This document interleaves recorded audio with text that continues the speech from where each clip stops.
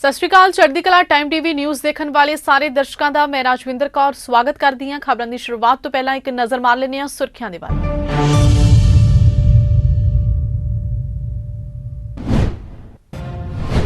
ਟਾਂਡਾ ਵਿਖੇ ਥਾਣੇ 'ਚ ਲਾਈਵ ਹੋ ਕੇ ਐਸਆਈ ਨੇ ਗੋਲੀ ਮਾਰ ਕੀਤੀ ਖੁਦਕੁਸ਼ੀ। ਵੀਡੀਓ 'ਚ ਖੋਲੇ ਐਸਐਚਓ ਦੇ ਵੱਡੇ ਰਾਜ਼।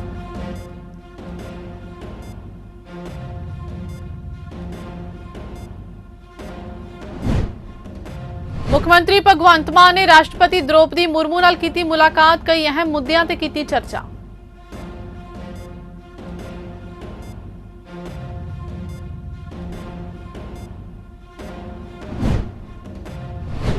तखत श्री पटना साहिब प्रबंधकी बोर्ड के प्रधान अवतार सिंह हित नहीं रहे।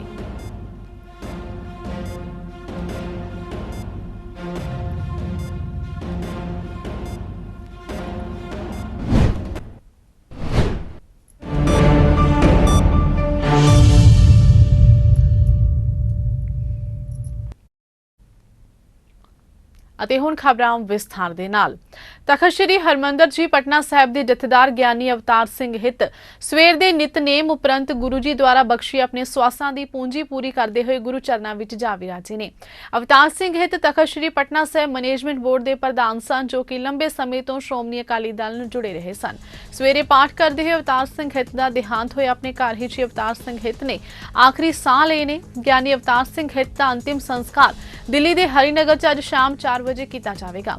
ਸੀਨੀਅਰ ਅਕਾਲੀ ਆਗੂ ਦਿਲਜੀਤ ਸਿੰਘ ਚੀਮਾ ਨੇ ਇਸ ਸੰਬੰਧੀ ਜਾਣਕਾਰੀ ਸਾਂਝੀ ਕਰਦੇ ਆਪਣੇ ਫੇਸਬੁੱਕ ਸਫੇ ਤੇ ਲਿਖਿਆ ਕਿ ਬੜੇ ਦੁੱਖ ਦੀ ਗੱਲ ਹੈ ਕਿ ਸ਼੍ਰੋਮਣੀ ਅਕਾਲੀ ਦਲ ਦੇ ਸੀਨੀਅਰ ਟਕਸਾਲੀ ਆਗੂ ਤਖਤ ਸ੍ਰੀ ਪਟਨਾ ਸਾਹਿਬ ਮੈਨੇਜਮੈਂਟ ਬੋਰਡ ਦੇ ਪ੍ਰਧਾਨ ਡੀਐਸਜੀਐਮਸੀ ਦੇ ਸਾਬਕਾ ਪ੍ਰਧਾਨ ਤੇ ਪਾਰਟੀ ਦੀ ਕੋਰ ਕਮੇਟੀ ਦੇ ਮੈਂਬਰ ਜਥੇਦਾਰ ਅਵਤਾਰ ਸਿੰਘ ਜੀ ਹਿੱਤ ਸਦੀਵੀ ਵਿਛੋੜਾ ਦੇ ਗਏ ਨੇ। ਜਥੇਦਾਰ ਦੇ ਦੇਹਾਂਤ ਤੇ ਸ੍ਰੀ ਪਟਨਾ ਸਾਹਿਬ ਦੇ ਜਨਰਲ ਸਕੱਤਰ ਇੰਦਰਜੀਤ ਸਿੰਘ ਤੇ ਪੰਜ ਪਿਆਰਿਆਂ ਵੱਲੋਂ ਦੁੱਖ ਦਾ ਪ੍ਰਗਟਾਵਾ ਕੀਤਾ ਗਿਆ। ਤਖਤ ਘੜੀ ਹੈ ਸਾਡੇ ਬਹੁਤ ਹੀ ਸਤਿਕਾਰਯੋਗ ਤਖਤ ਸ੍ਰੀ ਹਰਿਮੰਦਰ ਜੀ ਪ੍ਰਬੰਧਕੀ ਬੋਰਡ ਦੇ ਪਟਨਾ ਸਾਹਿਬ ਦੇ ਮਾਨਯੋਗ ਪ੍ਰਧਾਨ ਸਾਹਿਬ ਸਰਦਾਰ ਜਥੇਦਾਰ ਅਵਤਾਰ ਸਿੰਘ ਜੀ ਹਿੱਤ, ਜਿਹੜੇ ਕਿ ਅੱਜ ਸਵੇਰੇ 7:30 ਵਜੇ ਪਰਿਵਾਰ ਨੂੰ ਰਿਸ਼ਤੇਦਾਰਾਂ ਨੂੰ ਵਿਛੋੜਾ ਦੇ ਕੇ ਗੁਰੂ ਚਰਨਾਂ ਵਿੱਚ ਜਾ ਵਿਰਾਜੇ ਹਨ। ਬਹੁਤ ਹੀ ਦੁੱਖ ਦੀ ਘੜੀ ਹੈ।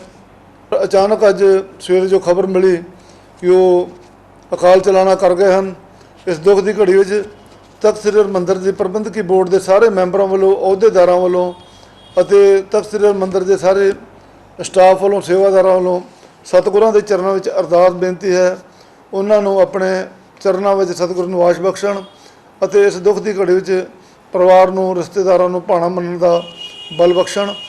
ਖਬਰ ਪ੍ਰਾਪਤ ਹੋਈ ਹੈ ਕਿ ਤਖਤ ਸ੍ਰੀ ਹਰਿਮੰਦਰ ਜੀ ਪਟਨਾ ਸਾਹਿਬ ਦੇ ਮੁੱਖ ਸੇਵਾਦਾਰ ਜਥੇਦਾਰ ਅਵਤਾਰ ਸਿੰਘ ਜੀ ਹਿੱਤ ਜਿਹਾ ਚੀਰੀ ਲਿਖਿਆ ਤਿਹਾ ਹੁਕਮ ਕਮਾਏ, ਕੱਲੇ ਆਵੈ ਨਾਨਕਾ ਸੱਦੇ ਉੱਠੀ ਜਾਹੇ ਦੇ ਮਹਾਵਾਕਾਂ ਅਨੁਸਾਰ ਆਪਣੇ ਜੀਵਨ ਦਾ ਮਿਲਿਆ ਹੋਇਆ ਸਮਾਂ ਗੁਰੂ ਪੰਥ ਦੀ ਸੇਵਾ 'ਚ ਗੁਜ਼ਾਰ ਕੇ ਔਰ ਅਨੇਕਾਂ ਹੀ ਅਵਿਸਮਰਣੀਏ ਕਾਰਜ ਕਰਕੇ ਆਪਣੇ ਜੀਵਨ ਨੂੰ ਭੋਗਦਿਆਂ ਹੋਇਆਂ ਪਾਰ ਬ੍ਰਹਮ ਪਰਮੇਸ਼ਰ ਵਿੱਚ ਲੀਨ ਹੋ ਗਏ ਹਨ।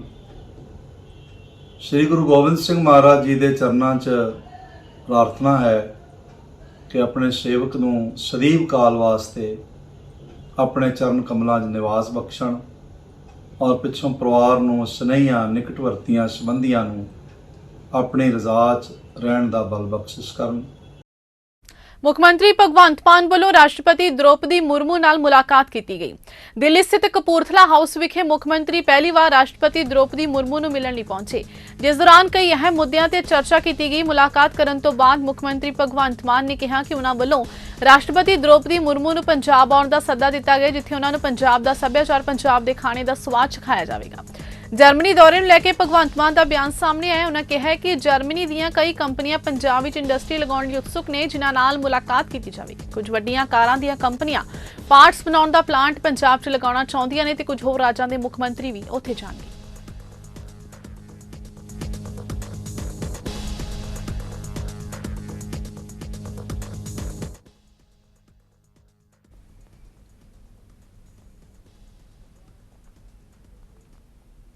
ਦਿੱਲੀ ਦੇ ਮੁੱਖ ਮੰਤਰੀ ਅਰਵਿੰਦ ਕੇਜਰੀਵਾਲ ਦਾ ਕਹਿਣਾ ਹੈ ਕਿ ਜਿੱਥੇ ਇੱਕ ਪਾਸੇ ਪੂਰੇ ਦੇਸ਼ ਵਿੱਚ ਹੋਰ ਸਰਕਾਰਾਂ ਪੱਕੀ ਸਰਕਾਰੀ ਨੌਕਰੀਆਂ ਖਤਮ ਕਰਕੇ ਕੱਚੇ ਕਰਮਚਾਰੀ ਭਰਤੀ ਕਰ ਰਹੀਆਂ ਨੇ, ਉੱਥੇ ਹੀ ਪੰਜਾਬ ਦੀ ਆਪ ਸਰਕਾਰ ਨੇ ਕੱਚੇ ਕਾਮਿਆਂ ਨੂੰ ਪੱਕਾ करना शुरू कर दिया। पंजाब के मुख्यमंत्री भगवंत मान जी ने 5 सितंबर को यानी कि अंतर्राष्ट्रीय शिक्षक दिवस वाले दिन, टीचर्स डे वाले दिन एक बहुत बड़ी घोषणा की थी, बहुत महत्वपूर्ण ऐलान किया था, जो न केवल पंजाब के लिए बल्कि पूरे देश के लिए, पूरे देश की अर्थव्यवस्था के लिए बहुत महत्वपूर्ण है।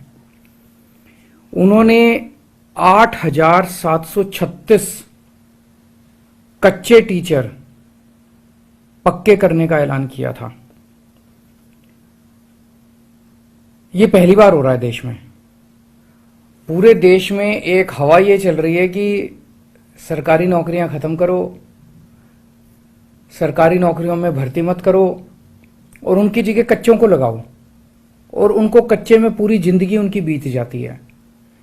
पहली बार पूरे देश में किसी सरकार ने, आम आदमी पार्टी की सरकार ने, भगवंत मान मुख्यमंत्री ने 8,736 टीचर्स, कच्चे टीचर्स को पक्का किया। टांडा विखे ਵੱਡੀ ਘਟਨਾ ਹੋਣ ਦੀ ਖਬਰ ਸਾਹਮਣੇ ਆਈ ਹੈ। ਇੱਥੋਂ ਦੇ ਥਾਣਾ ਹਰਿਆਣਾ ਵਿੱਚ ਤਾਇਨਾਤ ਥਾਣੇਦਾਰ ਨੇ ਆਪਣੇ ਸਰਵਿਸ ਰਿਵਾਲਵਰ ਨਾਲ ਗੋਲੀ ਮਾਰ ਕੇ ਖੁਦਕੁਸ਼ੀ ਕਰ ਲਈ ਹੈ। ਮ੍ਰਿਤਕ ਦੀ ਪਛਾਣ ਥਾਣੇਦਾਰ ਸਤੀਸ਼ ਕੁਮਾਰ ਵਜੋਂ ਹੋਈ ਹੈ। ਸਤੀਸ਼ ਕੁਮਾਰ ਨੇ ਮਰਨ ਤੋਂ ਪਹਿਲਾਂ ਇੱਕ ਵੀਡੀਓ ਵੀ ਬਣਾਈ ਹੈ, ਜਿਸ ਵਿੱਚ ਉਸਨੇ ਖੁਦਕੁਸ਼ੀ ਕਰਨ ਲਈ ਮਜਬੂਰ ਕਰਨ ਵਾਲੇ ਪੁਲਿਸ ਅਧਿਕਾਰੀ ਦਾ ਨਾਮ ਵੀ ਲਿਆ। ਇਸ ਦੇ ਇਲਾਵਾ ਉਸਨੇ ਸੁਸਾਈਡ ਨੋਟ ਲਿਖਿਆ ਹੈ। ਮਰਨ ਤੋਂ ਪਹਿਲਾਂ ਬਣਾਈ ਗਈ ਵੀਡੀਓ ਵਿੱਚ ਸਤੀਸ਼ ਕੁਮਾਰ ਨੇ ਦੱਸਿਆ ਕਿ 8 ਸਤੰਬਰ ਨੂੰ ਮੈਂ ਥਾਣਾ ਹਰਿਆਣਾ ਵਿਖੇ ਬਤੌਰ ਡਿਊਟੀ ਅਫਸਰ ਵਜੋਂ ਮੌਜੂਦ ਸੀ ਤਾਂ ਰਾਤ 2 ਵਜੇ ਓਂਕਾਰ ਸਿੰਘ SHO ਟਾਂਡਾ ਚੈਕਿੰਗ ਕਰਨ ਲਈ ਆਏ ਸਨ। ਉਹਨਾਂ ਨੇ ਮੈਨੂੰ ਬੁਲਾਇਆ ਤੇ ਮੈਂ 10 ਮਿੰਟ ਤੱਕ ਉਹਨਾਂ ਦੇ ਕੋਲ ਗਿਆ। ਉਹਨਾਂ ਨੇ ਉਸ ਨੂੰ ਪੁੱਛਿਆ ਕਿ ਸਵੇਰੇ ਹਾਈ ਕੋਰਟ ਮੈਟਰ ਕਿੰਨੇ ਲੱਗੇ ਨੇ ਤੇ ਮੇਰੇ ਵੱਲੋਂ ਉਹਨਾਂ ਨੂੰ ਦੱਸਿਆ ਗਿਆ ਕਿ ਇੱਕ ਹੀ ਹਾਈ ਕੋਰਟ ਮੈਟਰ ਲੱਗਾ। ਉਹਨਾਂ ਕਿਹਾ ਕਿ ਹੋਰ ਵੀ ਮੇਰੇ ਕੋਲ ਉਹ ਸਵਾਲ ਪੁੱਛੇ ਗਏ ਜੋ ਮੇਰੀ ਡਿਊਟੀ ਨਾਲ ਸੰਬੰਧਿਤ ਨਹੀਂ ਸਨ। ਇਸ ਦੌਰਾਨ SHO ਨੇ ਉਸ ਨੂੰ ਬਹੁਤ ਜ਼ਲੀਲ ਕੀਤਾ। ਓਂਕਾਰ ਸਿੰਘ ਨੇ ਕਿਹਾ ਕਿ ਉਸ ਨੂੰ ਕੁਝ ਵੀ ਨਹੀਂ ਪਤਾ। ਇਸ ਦੇ ਇਲਾਵਾ ਉਸ ਨੂੰ ਮਾਂ ਭੈਣ ਦੀਆਂ ਗਾਲਾਂ ਵੀ ਕੱਢੀਆਂ ਗਈਆਂ। ਫਿਰ ਉਸਨੇ SHO ਨੂੰ ਆਖਿਆ ਕਿ ਜ਼ਲੀਲ ਕਰਨ ਨਾਲੋਂ ਚੰਗਾ ਹੈ ਕਿ ਉਸ ਨੂੰ ਗੋਲੀ ਮਾਰ ਦਿਓ। ਉਹ ਜਾਂਦੇ ਸਮੇਂ ਉਸ ਦੇ ਖਿਲਾਫ ਰੋਜ਼ਾਨਮੇ ਵਿੱਚ ਰਿਪੋਰਟ ਵੀ ਲਿਖਵਾ ਗਏ। ਇਸ ਸੰਬੰਧੀ ਉਹਨਾਂ ਆਪਣੇ SHO ਨਾਲ ਗੱਲਬਾਤ ਵੀ ਕੀਤੀ। ਉਹਨਾਂ ਨੇ ਵੀ ਇਹੀ ਕਿਹਾ ਕਿ SHO ਟਾਂਡਾ ਓਂਕਾਰ ਸਿੰਘ ਨੇ ਬੇहद ਮਾੜਾ ਕੀਤਾ। ਭਾਵੁਕ ਹੋ ਕੇ ਸਤੀਸ਼ ਕੁਮਾਰ ਨੇ ਇੱਕ ਵੀਡੀਓ ਵਿੱਚ ਅੱਗੇ ਦੱਸਿਆ ਕਿ ਓਂਕਾਰ ਸਿੰਘ ਨੇ ਛੋਟੇ ਮੁਲਾਜ਼ਮਾਂ ਨਾਲ ਬੇहद ਹੀ ਮਾੜਾ ਸਲੂਕ ਕੀਤਾ। ਓਂਕਾਰ ਸਿੰਘ ਤੇ ਗੰਭੀਰ ਇਲਜ਼ਾਮ ਲਗਾ ਕੇ ਸਤੀਸ਼ ਕੁਮਾਰ ਨੇ ਖੁਦ ਨੂੰ ਗੋਲੀ ਮਾਰ ਕੇ ਖੁਦਕੁਸ਼ੀ ਕਰ ਲਈ। ਉਹਨੇ ਕਿਹਾ ਕਿ ਮੇਰੀ ਮੌਤ ਦਾ ਜ਼ਿੰਮੇਵਾਰ ਇੰਸਪੈਕਟਰ ਓਂਕਾਰ ਸਿੰਘ ਟਾਂਡਾ ਹੈ। ਉੱਥੇ ਪੁਲਿਸ ਨੇ ਲਾਸ਼ ਨੂੰ ਕਬਜ਼ੇ 'ਚ ਲੈ ਕੇ ਅਗਲੇਰੀ ਜਾਂਚ ਸ਼ੁਰੂ ਕੀਤੀ ਹੈ। SHO ਟਾਂਡਾ ਦਾ ਕਹਿਣਾ ਹੈ ਕਿ ਉਕਤ ASI ਡਿਊਟੀ ਤੇ ਲੇਟ ਪਹੁੰਚਿਆ ਸੀ। ਉਹਨਾਂ ਨੇ ਉਸ ਨੂੰ ਕਈ ਸਵਾਲ ਕੀਤੇ ਪਰ ਕੋਈ ਜਵਾਬ ਨਹੀਂ ਮਿਲਿਆ। जय श्री कृष्णा।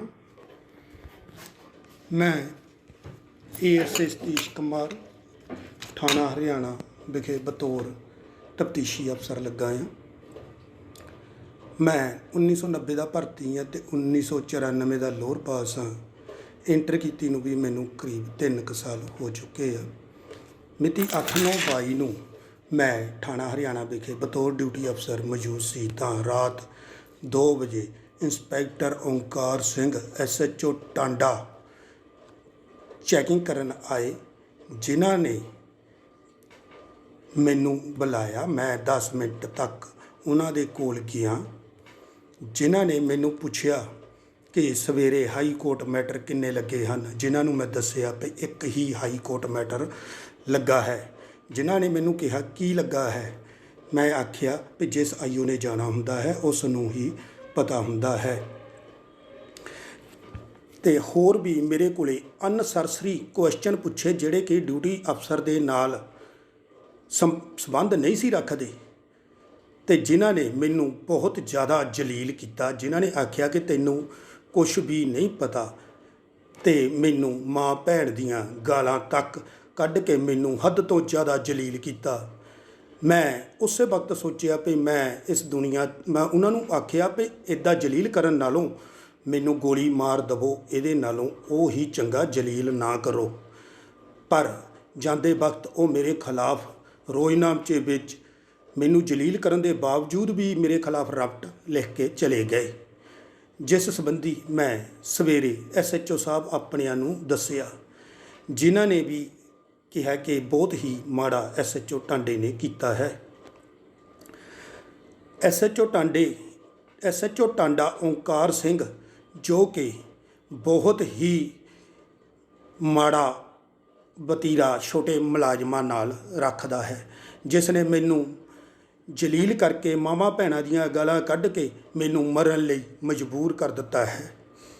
ਇਸ ਕਰਕੇ ਮੈਂ ਆਪਣੀ ਜੀਵਨ ਲੀਲਾ ਇਹ ਤੋਂ ਦੁਖੀ ਹੋ ਕੇ ਖਤਮ ਕਰਨੀ ਚਾਹ ਰਿਹਾ। ਮੇਰੀ ਮੌਤ ਦਾ ਜ਼ਿੰਮੇਵਾਰ ਇੰਸਪੈਕਟਰ ਓਂਕਾਰ ਸਿੰਘ SHO ਟਾਂਡਾ ਹੀ ਹੈ। ਫਿਰੋਜ਼ਪੁਰ ਦੇ ਪਿੰਡ ਸੈਦਾਵਾਲਾ ਵਿਖੇ ਇੱਕ ਆਂਗਨਵਾੜੀ ਦੀ ਹੈਲਪਰ ਦੀ ਸਹੁਰੇ ਪਰਿਵਾਰ ਵੱਲੋਂ ਕੁੱਟਮਾਰ ਕੀਤੀ ਗਈ ਹੈ। ਮਿਲੀ ਜਾਣਕਾਰੀ ਅਨੁਸਾਰ ਪਿੰਡ ਸੈਦਾਵਾਲੀ ਦੀ ਆਂਗਨਵਾੜੀ ਸੈਂਟਰ ਵਿਖੇ ਤਾਇਨਾਤ ਹੈਲਪਰ ਦੀ ਸਹੁਰੇ ਪਰਿਵਾਰ ਵੱਲੋਂ ਸੈਂਟਰ ਵਿੱਚ ਆ ਕੇ ਕੁੱਟਮਾਰ ਕੀਤੀ ਗਈ। ਇਸ ਸੰਬੰਧੀ ਜਾਣਕਾਰੀ ਦਿੰਦਿਆਂ ਪੀੜਤ ਔਰਤ ਨੇ ਦੱਸਿਆ ਕਿ ਉਸ ਦਾ ਵਿਆਹ ਜਗਦੀਸ਼ ਲਾਲ ਪੁੱਤਰ ਬਲਵੀਰ ਸਿੰਘ ਨਾਲ ਸਾਲ 2008 ਵਿੱਚ ਹੋਇਆ ਸੀ ਤੇ ਉਸ ਦੇ 2 ਬੱਚੇ ਵੀ ਨੇ, ਪਰ ਉਸ ਦੇ ਸਹੁਰੇ ਪਰਿਵਾਰ ਨੇ ਉਸ ਦੀ ਕੁੱਟਮਾਰ ਕਰਕੇ ਉਸ ਨੂੰ ਘਰੋਂ ਕੱਢ ਦਿੱਤਾ ਸੀ, ਜਿਸ ਤੋਂ ਬਾਅਦ ਉਹ ਆਪਣੇ ਬੱਚਿਆਂ ਸਮੇਤ 2020 ਤੋਂ ਕਿਰਾਏ ਦੇ ਮਕਾਨ ਵਿੱਚ ਅਲੱਗ ਤੋਂ ਰਹਿ ਰਹੀ ਹੈ।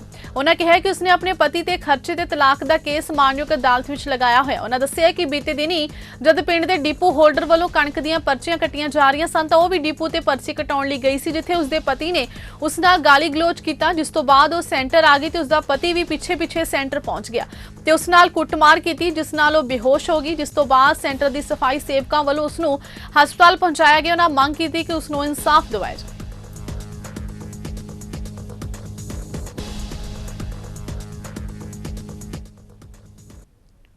ਗੱਲ ਕਰ ਰਹੇ ਹਾਂ ਇਤਿਹਾਸਿਕ ਕਸਬਾ ਸ਼੍ਰੀ ਹਰਗੋਬਿੰਦਪੁਰ ਸਾਹਿਬ ਦੇ 25 ਬੈੱਡਾਂ ਦੇ ਸਰਕਾਰੀ ਹਸਪਤਾਲ ਦੀ ਇਮਾਰਤ ਦੀਆਂ, ਜੋ ਕਦੇ 25 ਬੈੱਡ ਹਸਪਤਾਲ ਹੁੰਦਾ ਸੀ ਤੇ ਇੱਥੇ ਐਮਰਜੈਂਸੀ ਦੀ ਸੁਵਿਧਾ ਵੀ ਮੌਜੂਦ ਸੀ ਤੇ ਹਸਪਤਾਲ ਸ਼੍ਰੀ ਹਰਗੋਬਿੰਦਪੁਰ ਦੇ ਅਧੀਨ ਪੈਂਦੇ 55 ਪਿੰਡਾਂ ਦੇ ਲੋਕਾਂ ਨੂੰ ਸਿਹਤ ਸਹੂਲਤਾਂ ਮੁਹੱਈਆ ਕਰਾਉਂਦਾ ਸੀ। 2 ਪੰਚਾਇਤਾਂ ਨੇ 5 ਏਕੜ ਜ਼ਮੀਨ, ਪੰਚਾਇਤੀ ਜ਼ਮੀਨ ਉਸ ਵੇਲੇ ਦੀ ਸਰਕਾਰ ਨੂੰ ਇਹ ਹਸਪਤਾਲ ਬਣਾਉਣ ਲਈ ਦਿੱਤੀ ਸੀ, ਪਰ ਮਾੜੀ ਕਿਸਮਤ ਇਸ ਹਸਪਤਾਲ ਦੀ ਕਹਿ ਲਈਏ ਜਾਂ ਫਿਰ 55 ਪਿੰਡਾਂ ਦੇ ਲੋਕਾਂ ਦੀ ਕਹਿ ਲਈਏ ਕਿ ਹੁਣ ਇਸ ਹਸਪਤਾਲ ਨੂੰ ਤਾਲੇ ਲੱਗ ਚੁੱਕੇ ਨੇ। ਇਸ ਦੀ ਦੀ ਇਮਾਰਤ ਆਹਿਸਤਾ ਖੰਡਰ ਹੋ ਰਹੀ ਹੈ। ਸਾਰੀ ਜਾਣਕਾਰੀ ਕਸਬੇ ਨਗਰ ਕੌਂਸਲ ਦੇ ਪ੍ਰਧਾਨ ਨਵਦੀਪ ਪੰਨੂ ਤੇ ਮੌਤਬਰ ਲੋਕਾਂ ਨੇ ਮੌਕੇ ਤੇ ਸਾਡੀ ਟੀਮ ਨਾਲ ਗੱਲਬਾਤ ਦੌਰਾਨ ਦਿੱਤੀ ਹੈ। ਉਹਨਾਂ ਦਾ ਕਹਿਣਾ ਸੀ ਕਿ ਪੰਜਾਬ ਦੀ ਮਾਨ ਸਰਕਾਰ ਦੇ ਵੱਲੋਂ ਮੁਹੱਲਾ ਕਲੀਨਿਕ ਖੋਲਣ ਦਾ ਕਾਰਜ ਕੀਤਾ ਜਾ ਰਿਹਾ ਹੈ, ਜੋ ਕਿ ਵਧੀਆ ਕਦਮ ਹੈ। ਲੋਕਾਂ ਨੂੰ ਸਿਹਤ ਸਹੂਲਤਾਂ ਮਿਲਣਗੀਆਂ, ਪਰ ਸਰਕਾਰ ਨੂੰ ਅਪੀਲ ਹੈ ਕਿ ਜਿੱਥੇ ਪਹਿਲਾਂ ਹੀ ਹਸਪਤਾਲਾਂ ਦੀਆਂ ਇਮਾਰਤਾਂ ਨੇ ਕਿਸੇ ਕਾਰਨਵਸ਼ ਉਹਨਾਂ ਹਸਪਤਾਲਾਂ ਨੂੰ ਤਾਲੇ ਲੱਗ ਚੁੱਕੇ ਨੇ, ਉਹਨਾਂ ਹਸਪਤਾਲਾਂ ਨੂੰ ਵੀ ਮੁੜ ਤੋਂ ਸ਼ੁਰੂ ਕਰਕੇ ਲੋਕਾਂ ਨੂੰ ਸਿਹਤ ਸਹੂਲਤਾਂ ਦਿੱਤੀਆਂ ਜਾਣ।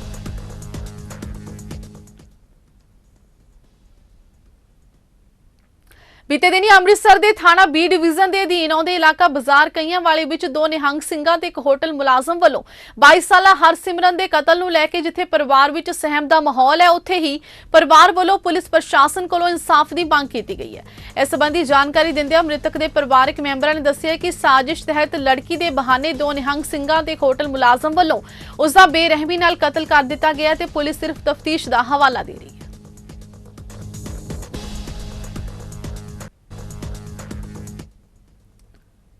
31 ਅਗਸਤ ਤੋਂ ਆਊਟਸੋਰਸ ਹੈਲਥ ਵਰਕਰਾਂ ਦੇ ਖਤਮ ਹੋਏ ਕੰਟਰੈਕਟ ਨੂੰ ਲੈ ਕੇ ਆਊਟਸੋਰਸ ਮੁਲਾਜ਼ਮਾਂ ਵੱਲੋਂ ਅੰਮ੍ਰਿਤਸਰ ਵਿਖੇ ਮੈਡੀਕਲ ਸੇਵਾਵਾਂ ਬੰਦ ਕਰ ਸਰਕਾਰ ਖਿਲਾਫ ਰੋਸ ਪ੍ਰਦਰਸ਼ਨ ਕੀਤਾ ਗਿਆ।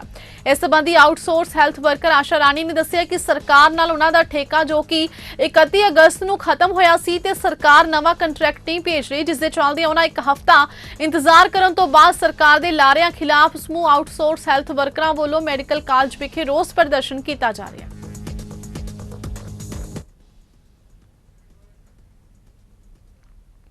ਪੂਰੇ ਪੰਜਾਬ ਵਿੱਚ ਪੰਜਾਬ ਰੈਵਨਿਊ ਪਟਵਾਰ ਯੂਨੀਅਨ ਵੱਲੋਂ ਪੰਜਾਬ ਭਰ ਵਿੱਚ ਪੰਜਾਬ ਸਰਕਾਰ ਦੇ ਖਿਲਾਫ ਰੋਸ ਪ੍ਰਦਰਸ਼ਨ ਕੀਤਾ ਗਿਆ। ਇਸ ਮੌਕੇ ਅੰਮ੍ਰਿਤਸਰ ਦੇ ਡੀਸੀ ਕੰਪਲੈਕਸ ਦੇ ਬਾਹਰ ਪਟਵਾਰੀ ਤੇ ਕਾਨੂੰਗੋ ਯੂਨੀਅਨ ਵੱਲੋਂ ਰੋਸ ਧਰਨਾ ਦਿੱਤਾ ਗਿਆ। ਮੀਡੀਆ ਨਾਲ ਗੱਲ ਕਰਦਿਆਂ ਪਟਵਾਰੀਆਂ ਨੇ ਆਪਣੀਆਂ ਮੰਗਾਂ ਬਾਰੇ ਦੱਸਿਆ ਕਿ ਸੂਬਾ ਸਰਕਾਰ ਨੇ ਮਾਲ ਪਟਵਾਰੀਆਂ ਦੀਆਂ ਅਸਾਮੀਆਂ ਦਾ ਪੁਨਰਗਠਨ ਕਰਦੇ ਹੋਏ ਪਟਵਾਰੀਆਂ ਦੀਆਂ ਪੰਜਾਬ ਵਿੱਚ ਅਸਾਮੀਆਂ ਦੀ ਗਿਣਤੀ 4716 ਤੋਂ ਘਟਾ ਕੇ 3660 ਕਰ ਦਿੱਤੀ ਹੈ, ਜਿਸ ਨਾਲ ਲਗਭਗ 1056 ਪਟਵਾਰੀ ਦੀਆਂ ਪੋਸਟਾਂ ਖਤਮ ਹੋ ਗਈਆਂ ਨੇ। ਉਹਨਾਂ ਕਿਹਾ ਕਿ ਮਾਨ ਸਰਕਾਰ ਨੇ ਸੱਤਾ ਵਿੱਚ ਆਉਣ ਵੇਲੇ ਕਿਹਾ ਸੀ ਕਿ ਸਾਡੀ ਸਰਕਾਰ ਮੁਲਾਜ਼ਮਾਂ ਦੇ ਹਿੱਤਾਂ ਲਈ ਕੰਮ ਕਰੇਗੀ, ਪਰ ਆਪਣੇ ਵਾਅਦਿਆਂ ਤੋਂ ਭੱਜਦੀ ਨਜ਼ਰ ਆ ਰਹੀ ਹੈ। ਜਥੇਬੰਦੀ ਨੇ ਚੇਤਾਵਨੀ ਵੀ ਦਿੱਤੀ ਹੈ ਕਿ ਜੇਕਰ ਉਹਨਾਂ ਦੀਆਂ ਮੰਗਾਂ ਨਾ ਮੰਨੀਆਂ ਗਈਆਂ ਤਾਂ ਆਉਣ ਵਾਲੇ ਦਿਨਾਂ ਵਿੱਚ ਜਥੇਬੰਦੀ ਸੂਬਾ ਪੱਧਰੀ ਮੀਟਿੰਗ ਕਰਕੇ ਕੋਈ ਸਖਤ ਫੈਸਲਾ ਲੈਣ ਲਈ ਮਜਬੂਰ ਹੋਵੇਗੀ।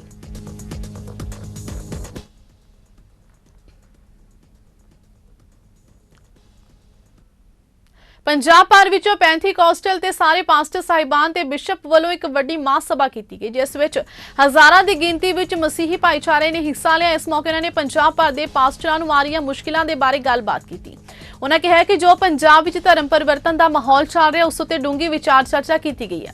ਉਹਨਾਂ ਕਿਹਾ ਕਿ ਪੰਜਾਬ ਵਿੱਚ ਕਿਹਨਾਂ ਕਾਰਨਾਂ ਕਰਕੇ ਧਰਮ ਪਰਿਵਰਤਨ ਦਾ ਮੁੱਦਾ ਉੱਠਿਆ ਉਸ ਤੋਂ ਵੀ ਵਿਸ਼ੇਸ਼ ਗੱਲਬਾਤ ਕੀਤੀ ਗਈ। ਉਹਨਾਂ ਕਿਹਾ ਕਿ ਪਿਛਲੇ ਦਿਨੀ ਜੋ ਬੇਅਦਬੀ ਦੀਆਂ ਘਟਨਾ ਵਾਪਰੀਆਂ ਨੇ ਉਸ ਤੇ ਪ੍ਰਸ਼ਾਸਨ ਦੀ ਬਹੁਤ ਹੀ ਨਲਾਇਕੀ ਸਾਹਮਣੇ ਆਈ। ਉਹਨਾਂ ਕਿਹਾ ਕਿ ਪੰਜਾਬ ਵਿੱਚ ਮਸੀਹੀ ਧਰਮ ਵਾਲਿਆਂ ਨੂੰ ਡਰਾਇਆ ਤੇ ਧਮਕਾਇਆ ਜਾ ਰਿਹਾ ਹੈ। ਉਹਨਾਂ ਕਿਹਾ ਕਿ ਕੁਝ ਸ਼ਰਾਰਤੀ ਲੋਕ ਪੰਜਾਬ ਦਾ ਮਾਹੌਲ ਖਰਾਬ ਕਰਨਾ ਚਾਹੁੰਦੇ ਨੇ। ਉਹਨਾਂ ਸਰਕਾਰ ਨੂੰ ਅਪੀਲ ਕੀਤੀ ਕਿ ਇਹਨਾਂ ਸ਼ਰਾਰਤੀ ਅੰਸਰਾਂ ਤੇ ਜਲਦੀ ਤੋਂ ਜਲਦੀ ਨੱਥ ਪਾਈ ਜਾਵੇ। ਇਸ ਮੌਕੇ ਉਹਨਾਂ ਅਕਾਲ ਤਖਤ ਦੇ ਜਥੇਦਾਰ ਗਿਆਨੀ ਹਰਪ੍ਰੀਤ ਸਿੰਘ ਨੂੰ ਕਿਹਾ ਕਿ ਭਵਿੱਖ ਵਿੱਚ ਸਿਰਮੌਰ ਸੰਸਥਾ ਦੇ ਮੁਖੀ ਹੋ ਕੇ ਤੁਹਾਡੇ ਮੂੰਹ ਵਿੱਚੋਂ ਪ੍ਰੇਮ ਤੇ ਭਾਈਚਾਰੇ ਦੇ ਸ਼ਬਦ ਨਿਕਲਣੇ ਚਾਹੀਦੇ ਨੇ। ਤੁਹਾਨੂੰ ਕਿਸੇ ਧਰਮ ਦੇ ਖਿਲਾਫ ਗੱਲਬਾਤ ਨਹੀਂ ਕਰਨੀ ਚਾਹੀਦੀ। ਤੁਹਾਨੂੰ ਪੰਜਾਬ ਦੇ ਲੋਕਾਂ ਨੂੰ ਪ੍ਰੇਮ ਤੇ ਭਾਈਚਾਰੇ ਦਾ ਸੰਦੇਸ਼ ਦੇਣਾ ਚਾਹੀਦਾ ਹੈ।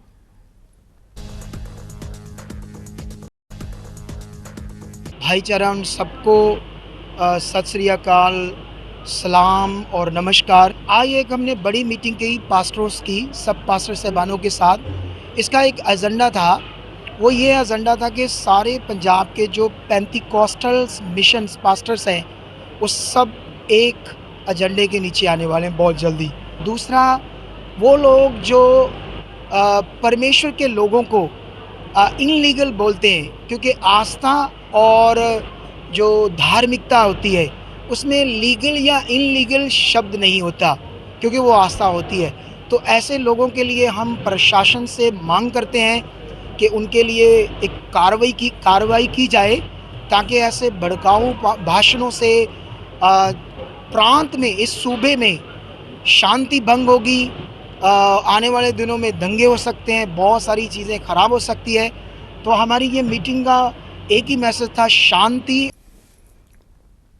ਪਿਛਲੇ ਦਿਨੀ ਦੋ ਨਿਹੰਗ ਸਿੰਘਾਂ ਤੇ ਇੱਕ ਹੋਟਲ ਵਿੱਚ ਕੰਮ ਕਰਨ ਵਾਲੇ ਨੌਜਵਾਨ ਦੀ ਵੀਡੀਓ ਵਾਇਰਲ ਹੋਈ ਸੀ, ਜਿਸ ਵਿੱਚ ਨਿਹੰਗ ਸਿੰਘ ਇੱਕ ਨੌਜਵਾਨ ਦੀ ਕੁੱਟਮਾਰ ਕਰ ਰਹੇ ਸਨ, ਜਿਸ ਤੋਂ ਬਾਅਦ ਉਕਤ ਨੌਜਵਾਨ, ਜਿਸ ਦਾ ਨਾਮ ਹਰਮਨਜੀਤ ਸਿੰਘ ਸੀ, ਉਸ ਦੀ ਮੌਤ ਹੋ ਗਈ ਸੀ। ਜਿਸ ਤੋਂ ਬਾਅਦ ਪੁਲਿਸ ਵੱਲੋਂ ਕਾਰਵਾਈ ਕਰਦੇ ਹੋਏ ਦੋ ਦੋਸ਼ੀਆਂ ਨੂੰ ਕਾਬੂ ਕਰ ਅਦਾਲਤ ਵਿੱਚ ਪੇਸ਼ ਕੀਤਾ ਗਿਆ ਤੇ ਦੋਸ਼ੀਆਂ ਦਾ 2 ਦਿਨ ਦਾ ਰਿਮਾਂਡ ਹਾਸਲ ਕੀਤਾ ਗਿਆ ਤੇ ਇਹਨਾਂ ਦੇ ਤੀਜੇ ਸਾਥੀ ਦੀ ਭਾਲ ਵਿੱਚ ਛਾਪੇਮਾਰੀ ਜਾਰੀ ਹੈ ਤੇ ਜਲਦ ਹੀ ਉਸ ਨੂੰ ਵੀ ਕਾਬੂ ਕਰ ਲਿਆ ਜਾਵੇਗਾ।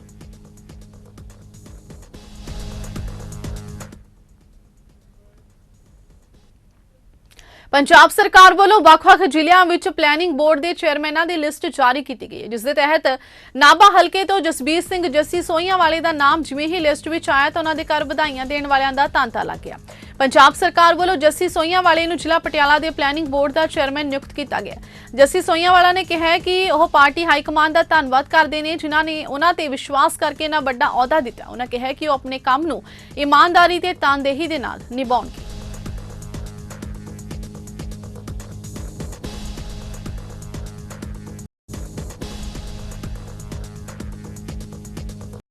ਸਾਡੇ ਮਾਣਯੋਗ ਅਰਵਿੰਦ ਕੇਜਰੀਵਾਲ ਜੀ, ਪਾਰਟੀ ਸੁਪਰੀਮੋ, ਭਗਵੰਤ ਮਾਨ ਜੀ, ਸਾਡੇ ਜਿਹੜੇ ਬਹੁਤ ਹੀ ਇਮਾਨਦਾਰ ਸ਼ਖਸੀਅਤ ਨੇ, ਮੁੱਖ ਮੰਤਰੀ ਨੇ ਮਾਣਯੋਗ, ਉਹਨਾਂ ਦਾ ਧੰਨਵਾਦ।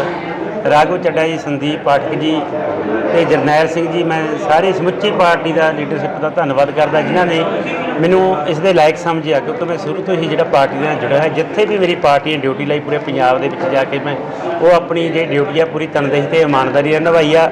ਤੇ ਹੁਣ ਵੀ ਪਾਰਟੀ ਨੂੰ ਮੈਂ ਵਿਸ਼ਵਾਸ ਦਿਵਾਉਣਾ ਕਿ ਜਦੋਂ ਵੀ ਜਿੱਥੇ ਡਿਊਟੀ ਲਾਉਣਗੇ ਉਹ ਵੀ ਨਿਭਾਵਾਂਗੇ ਤੇ ਜੋ ਡਿਊਟੀ ਮੇਰੀ ਜ਼ਿਲ੍ਹਾ ਯੋਜਨਾ ਬੋਰਡ ਪਟਿਆਲਾ ਦੀ ਲਾਈ ਆ, ਜ਼ਿੰਮੇਵਾਰੀ ਲਾਈ ਆ, ਮੈਂ ਉਹਨੂੰ ਆਪਣੀ ਇਮਾਨਦਾਰੀ ਤੇ ਤਨਦੇਹੀ ਦੇ ਨਾਲ ਨਿਭਾਉਣ ਦੀ ਕੋਸ਼ਿਸ਼ ਕਰਾਂਗਾ।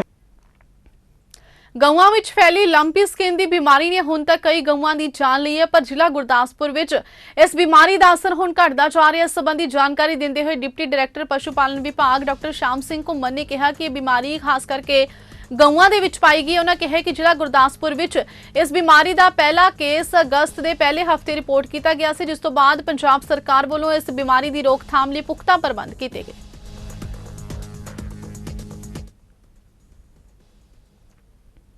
ਜਬਰ ਵਿਰੋਧੀ ਐਕਸ਼ਨ ਕਮੇਟੀ ਗੁਰਦਾਸਪੁਰ ਦੇ ਸੱਦੇ ਤੇ ਗੁਰਦਾਸਪੁਰ ਦੇ ਵਿਦਿਆਰਥੀ, ਮੁਲਾਜ਼ਮ, ਮਜ਼ਦੂਰ, ਸੰਯੁਕਤ ਕਿਸਾਨ ਮੋਰਚਾ ਤੇ ਔਰਤਾਂ ਦੀਆਂ ਜਥੇਬੰਦੀਆਂ ਵੱਲੋਂ ਨਹਿਰੂ ਪਾਰਕ ਵਿਖੇ ਇਕੱਠੇ ਹੋ ਕੇ 13 ਸਾਲਾ ਨਾਬਾਲਿਗ ਲੜਕੀ ਨਾਲ ਜਬਰ ਜਨਾਹ ਕਰਨ ਵਾਲੇ ਮੁਲਜ਼ਮ ਵਿਜੇ ਕੁਮਾਰ ਹਰਦਾਨ ਪਿੰਡ ਨੂੰ ਗ੍ਰਿਫਤਾਰ ਕਰਨ ਅਤੇ ਇਸ ਕੇਸ ਵਿੱਚ ਅਣਗਹਿਲੀ ਕਰਨ ਵਾਲੇ ਪੁਲਿਸ ਪ੍ਰਸ਼ਾਸਨ ਵਿਰੁੱਧ ਕਾਰਵਾਈ ਕਰਵਾਉਣ ਲਈ ਸ਼ਹਿਰ ਵਿੱਚ ਮੋਮਬੱਤੀ ਮਾਰਚ ਕਰਕੇ ਆਮ ਲੋਕਾਂ ਨੂੰ 16 ਸਤੰਬਰ ਨੂੰ ਗੁਰਦਾਸਪੁਰ ਸਿਟੀ ਥਾਣੇ ਦੇ ਘਿਰਾਓ ਦਾ ਸੱਦਾ ਦਿੱਤਾ ਗਿਆ।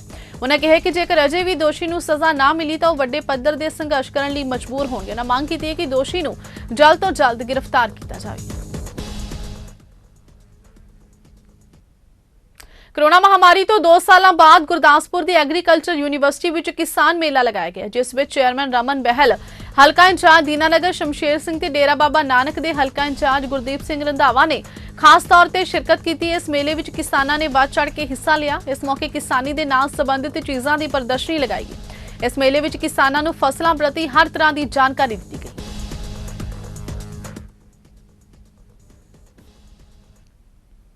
ਜਿੱਥੇ ਪੰਜਾਬ ਵਿੱਚ ਜ਼ਿਲ੍ਹਾ ਮੋਗਾ ਨੂੰ ਪਹਿਲਾਂ ਹੀ ਪਾਣੀ ਦੇ ਪੱਧਰ ਨੂੰ ਵੇਖਦਿਆਂ ਸੰਵੇਦਨਸ਼ੀਲ ਘੋਸ਼ਿਤ ਕੀਤਾ ਜਾ ਚੁੱਕਿਆ ਤੇ ਲਗਾਤਾਰ ਹੇਠਾਂ ਜਾ ਰਹੇ ਪਾਣੀ ਦੇ ਪੱਧਰ ਕਾਰਨ ਕਿਸਾਨਾਂ ਦੀਆਂ ਚਿੰਤਾਵਾਂ ਵਧਦੀਆਂ ਨਜ਼ਰ ਆ ਰਹੀਆਂ ਨੇ।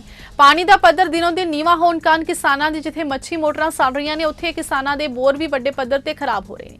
ਆਏ ਦਿਨ ਕਿਸਾਨਾਂ ਨੂੰ ਮੋਟਰਾਂ ਦਾ ਪਾਣੀ ਚੁਕਾਉਣ ਲਈ 20-20 ਫੁੱਟ ਟੋਏ ਪੁੱਟਣੇ ਪੈ ਰਹੇ ਨੇ, ਜਿਸ ਕਾਰਨ ਕਿਸਾਨਾਂ ਦੀਆਂ ਚਿੰਤਾਵਾਂ ਵਿੱਚ ਵਾਧਾ ਹੋ ਰਿਹਾ। ਪਿੰਡ ਰੌਲੀ ਦੇ ਕਿਸਾਨ ਹਰਬੰਸ ਸਿੰਘ ਨੇ ਦੱਸਿਆ ਕਿ ਉਹਨਾਂ ਇਸ ਵਾਰ 65,000 ਰੁਪਏ ਪ੍ਰਤੀ ਏਕੜ ਦੇ ਹਿਸਾਬ ਨਾਲ ਜ਼ਮੀਨ ਠੇਕੇ ਤੇ ਲਈ ਸੀ, ਪਰ ਠੇਕੇ ਤੇ ਜ਼ਮੀਨ ਤੇ ਲੈ ਕੇ ਉਹਨਾਂ ਦੇ ਪੱਲੇ ਕੁਝ ਵੀ ਨਹੀਂ ਪੈ ਰਿਹਾ, ਕਿਉਂਕਿ 2-3 ਵਾਰ ਲਗਾਤਾਰ ਮੋਟਰ ਸੜ ਚੁੱਕੀ ਹੈ ਤੇ ਹੁਣ ਉਹਨਾਂ ਨੂੰ ਪਾਣੀ ਨੀਵਾਂ ਹੋਣ ਕਾਰਨ 20-20 ਫੁੱਟ ਪਾਈਪ ਦੇ ਟੋਟੇ ਪਾਉਣੇ ਪੈ ਰਹੇ ਨੇ। ਕਿਸਾਨਾਂ ਨੇ ਸਰਕਾਰਾਂ ਤੇ ਦੋਸ਼ ਲਾਉਂਦਿਆਂ ਕਿਹਾ ਕਿ ਜੇਕਰ ਸਰਕਾਰ ਕਿਸਾਨਾਂ ਨੂੰ ਮੂੰਗੀ ਮੱਕੀ ਦੀ ਫਸਲ ਤੇ MSP ਸਹੀ ਤਰੀਕੇ ਨਾਲ ਦਿੰਦੀ ਤਾਂ ਸ਼ਾਇਦ ਉਹ ਝੋਨੇ ਦੀ ਫਸਲ ਨਾ ਬੀਜਦੇ।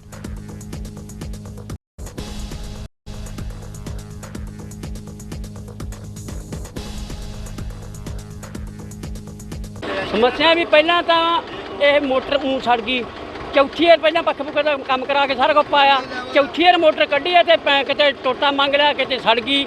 ਅੱਜ ਚੌਥੀ ਵਾਰ ਮੋਟਰ ਕੱਢ ਕੇ ਪਾ ਰਹੇ ਆ ਤੇ ਪਾਣੀ ਹਰੇਕ ਵਾਰੀ ਦੂਰ ਜਾ ਵੜਦਾ ਤੇ ਗੌਰਮੈਂਟ ਸੁਣਦੀ ਕੋਈ ਨਹੀਂ। ਫਸਲਾਂ ਦਾ ਰੇਟ ਉੱਥੇ ਜਾਂ ਦੂਜੀਆਂ ਫਸਲਾਂ ਦਾ ਰੇਟ ਦਿੱਤਾ ਜਾਵੇ ਤੇ ਆਪੇ ਨਾ ਝੋਨਾ ਲਾਈਏ ਅਸੀਂ। ਇਹਨਾਂ ਨੇ ਕਿਹਾ ਸੀ ਵੀ ਮੂੰਗੀ ਦਾ ਅਸੀਂ ਦੇਵਾਂਗੇ ਤੇ ਮੂੰਗੀ ਦਾ ਜ਼ਿਮੀਂਦਾਰਾਂ ਨੂੰ ਕੀ ਦਿੱਤਾ? ਕਿਸੇ ਨੇ ਨਹੀਂ ਪੁੱਛਿਆ ਸੀ ਮੂੰਗੀ ਨੂੰ। ਧਰਨੇ ਦੇ ਕੇ ਮਾੜਾ ਮੋਟਾ ਮਤਲਬ ਲੋਕਾਂ ਨੇ ਦੁਆਰਾ ਪੈਸੇ ਲਏ ਆ। ਨੌਜਵਾਨ ਪੀੜ੍ਹੀ ਨੂੰ ਮਾਂ ਖੇਡ ਕਬੱਡੀ ਨਾਲ ਜੋੜਨ ਲਈ ਅਮਲੋਹ ਵਿੱਚ ਪੀਰ ਬਾਬਾ ਚੇਤਨ ਸ਼ਾਹ ਸਪੋਰਟਸ ਕਲੱਬ ਪਿੰਡ ਕੁੰਭ ਵੱਲੋਂ ਨਗਰ ਨਿਵਾਸੀਆਂ ਦੇ ਸਹਿਯੋਗ ਨਾਲ ਕਰਵਾਏ ਗਏ ਵਿਸ਼ਾਲ ਚੌਥੇ ਕਬੱਡੀ ਕੱਪ ਕਰਵਾਇਆ ਗਿਆ। ਇਸ ਮੌਕੇ ਸ਼੍ਰੋਮਣੀ ਅਕਾਲੀ ਦਲ ਹਲਕਾ ਅਮਲੋਹ ਦੇ ਮੁੱਖ ਸੇਵਾਦਾਰ ਗੁਰਪ੍ਰੀਤ ਸਿੰਘ ਰਾਜੂ ਖੰਨਾ ਨੇ ਕਿਹਾ ਕਿ ਪਿਛਲੇ ਦਿਨੀ ਸ਼੍ਰੋਮਣੀ ਅਕਾਲੀ ਦਲ ਦੀ ਸਰਕਾਰ ਸਮੇਂ ਸੁਖਬੀਰ ਸਿੰਘ ਬਾਦਲ ਵੱਲੋਂ ਮਾਂ ਖੇਡ ਕਬੱਡੀ ਨੂੰ ਬੁਲੰਦੀਆਂ ਤੇ ਪਹੁੰਚਾਉਣ ਲਈ ਕੋਈ ਕਸਰ ਨਹੀਂ ਛੱਡੇਗੀ। ਉਹਨਾਂ ਪਿੰਡ ਕੁੰਭ ਦੇ ਕਬੱਡੀ ਕੱਪ ਨੂੰ ਕਰਵਾਉਣ ਲਈ ਸਮੁੱਚੀ ਪ੍ਰਬੰਧਕ ਕਮੇਟੀ ਦਾ ਜਿੱਥੇ ਧੰਨਵਾਦ ਕੀਤਾ, ਉੱਥੇ ਉਹਨਾਂ ਨੌਜਵਾਨ ਪੀੜ੍ਹੀ ਨੂੰ ਮਾਂ ਖੇਡ ਕਬੱਡੀ ਨਾਲ ਜੁੜਨ ਲਈ ਸਮੁੱਚੇ ਕਲੱਬ ਨੂੰ ਵਧਾਈ ਦਿੱਤੀ। ਇੱਕ ਪਿੰਡ ਇੱਕ ਓਪਨ ਵਿੱਚ ਜੇਤੂ ਟੀਮਾਂ ਨੂੰ ਕਰਮਵਾਰ 31,000 ਤੇ 1,000 ਦੇ ਨਗਦ ਇਨਾਮਾਂ ਤੋਂ ਇਲਾਵਾ ਟਰਾਫੀਆਂ ਦਿੱਤੀਆਂ ਗਈਆਂ। ਇਸ ਤੋਂ ਇਲਾਵਾ 60 ਕਿਲੋ ਵਰਗ ਵਿੱਚ ਜੇਤੂ ਟੀਮਾਂ ਨੂੰ 7100 ਤੇ 5100 ਰੁਪਏ ਦੇ ਨਗਦ ਇਨਾਮ ਦਿੱਤੇ ਗਏ ਤੇ ਕਬੱਡੀ ਕੱਪ ਤੇ ਬੈਸਟ ਰੇਡਰ ਤੇ ਜਾਫੀ ਨੂੰ 5100 ਰੁਪਏ ਦੇ ਇਨਾਮਾਂ ਦੇ ਨਾਲ ਨਵਾਜ਼ਿਆ। ਨਗਰ ਵੱਲੋਂ ਇਹ ਕਬੱਡੀ ਟੂਰਨਾਮੈਂਟ ਕਰਾਇਆ ਗਿਆ, ਬੜੀ ਖੁਸ਼ੀ ਦੀ ਗੱਲ ਆ, ਕਿਉਂਕਿ ਮਾਂ ਖੇਡ ਕਬੱਡੀ ਨੂੰ ਜਿੰਨਾ ਪ੍ਰਫੁੱਲਤ ਕੀਤਾ ਜਾਵੇ, ਪ੍ਰਮੋਟ ਕੀਤਾ ਜਾਵੇ, ਬੜੀ ਵਧੀਆ ਖੁਸ਼ੀ ਦੀ ਗੱਲ ਆ। ਸੋ ਇਸ ਕਰਕੇ ਮੈਂ ਸਮਝਦਾ ਕਿ ਅੱਜ ਸਾਰੇ ਨਗਰ ਵੱਲੋਂ ਬਹੁਤ ਦੂਰੋਂ ਕਬੱਡੀ ਟੀਮਾਂ ਆਈਆਂ ਨੇ। ਜਿਹੜੇ ਨੌਜਵਾਨ ਖੇਡ ਰਹੇ ਨੇ, ਮੈਂ ਸਮਝਦਾ ਕਿ ਉਹ ਪੰਜਾਬ ਲਈ ਨਹੀਂ, ਦੇਸ਼ ਲਈ ਇੰਟਰਨੈਸ਼ਨਲ ਲੈਵਲ ਦੇ ਖਿਡਾਰੀ ਨੇ ਉਰੇ ਆਏ ਹੋਏ। ਸੋ ਇਹਨਾਂ ਮੈਚਾਂ ਦੇ ਨਾਲ, ਕਲੱਬਾਂ ਦੇ ਟੂਰਨਾਮੈਂਟ ਦੇ ਨਾਲ ਨਵੇਂ ਨੌਜਵਾਨ ਜਿਹੜੇ ਛੋਟੇ ਬੱਚੇ ਨੇ, ਉਹਨਾਂ ਨੂੰ ਖੇਡਣ ਦਾ ਉਤਸ਼ਾਹ ਪੈਦਾ ਹੁੰਦਾ।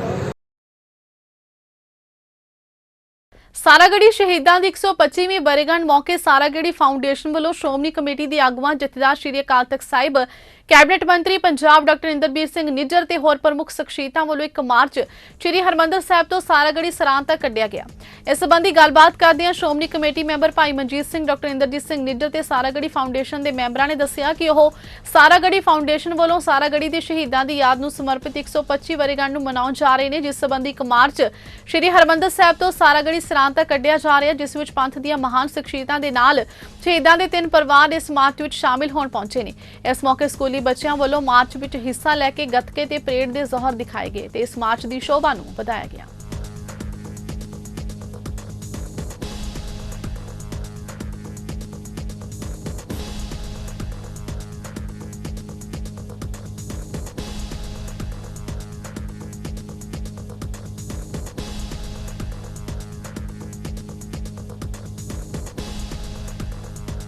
ਹਰਿਮੰਦਰ ਸਾਹਿਬ ਤੋਂ ਲੈ ਕੇ ਸਾਰਾਗੜੀ ਤੱਕ ਗੁਰਦੁਆਰਾ ਸਾਹਿਬ ਤੱਕ ਇੱਕ ਮਾਰਚ ਕਰ ਰਹੀ ਹੈ।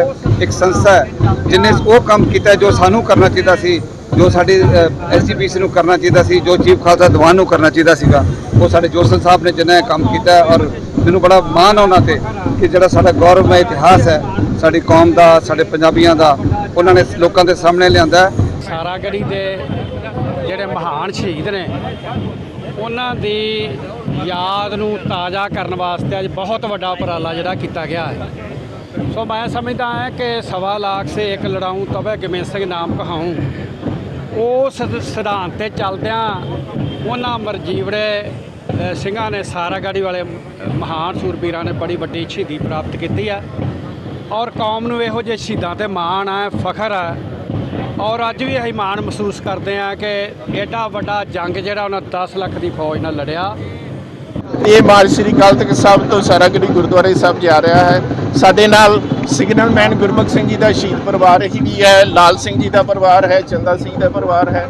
ਕੱਲ੍ਹ ਹੀ ਅਸੀਂ ਸਾਰਾਗੜ੍ਹੀ ਦਾ ਐਗਜ਼ਾਮ ਖਤਮ ਕੀਤਾ ਹੈ, ਜਿਸ ਵਿੱਚ 40,000 ਤੋਂ ਜ਼ਿਆਦਾ ਬੱਚਿਆਂ ਨੇ ਪਾਰਟਿਸਿਪੇਟ ਕੀਤਾ। 15,000 ਤੋਂ ਬੱਚਿਆਂ ਨੇ ਪਹਿਲੀ, ਦੂਜੀ, ਤੀਜੀ, ਪੰਜਵੀਂ ਪੋਜੀਸ਼ਨ ਹਾਸਲ ਕੀਤੀ।